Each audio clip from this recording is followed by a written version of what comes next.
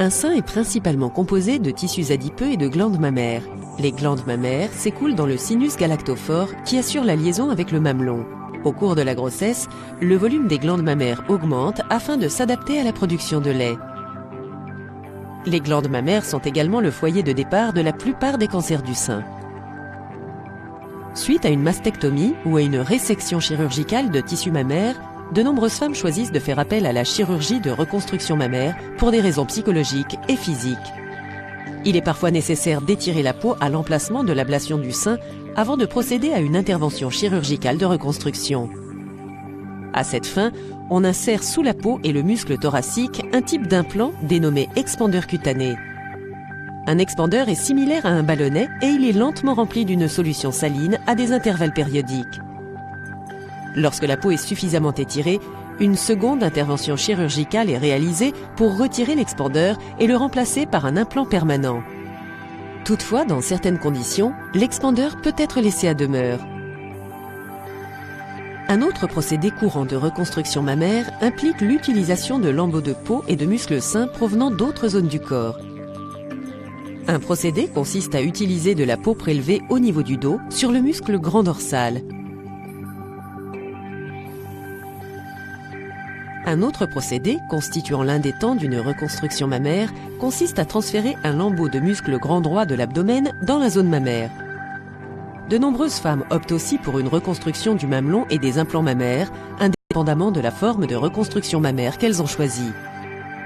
La reconstruction mammaire peut être effectuée au moment de la mastectomie, même si habituellement les femmes ne prennent la décision d'une reconstruction qu'au bout d'un certain temps après la mastectomie.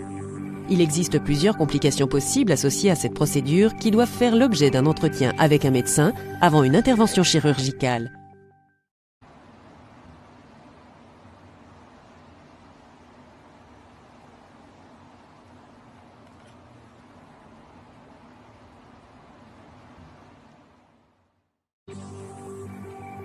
يتكون الصدر السليم بشكل أساسي من غدد ثديية وأنسجة دهنية.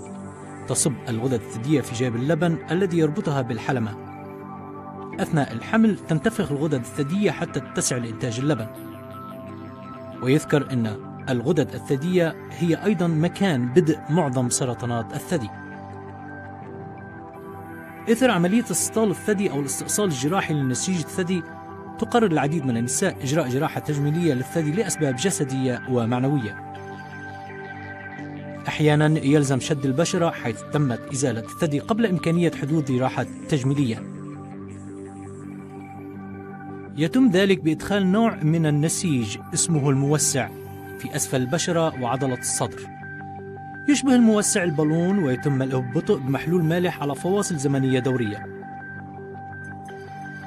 عندما يتم شد البشرة بشكل مناسب سيتم تنفيذ جراحة ثانية لإزالة الموسع واستبداله بنسيج مزروع دائم. ولكن في ظروف معينة يمكن ترك الموسع في مكانه بشكل دائم. تتضمن إحدى وسائل جراحات الثدي التجميلية الشائعة استخدام العضلة والبشرة السليمة من أجزاء أخرى بالجسم. ومن الطرق المستخدمة لذلك يمكن استخدام جزء من البشرة المتصلة بعضلة العريضة الموجودة في الظهر. وتستخدم وسيلة أخرى لجزء من العضلة المستقيمة الباطنية التي يمكن رفعها إلى منطقة الثدي كجزء من جراحة إعادة تكوين الثدي. كذلك تقرر العديد من النساء إجراء جراحة تجميلية للحلمة ونسيج الثدي المزروع أيا كان الشكل المرغوب. يمكن إجراء جراحة الثدي التجميلية في وقت استئصال الثدي، على الرغم من أن معظم النساء يقررن إجراء الجراحة التجميلية بعد استئصال الثدي.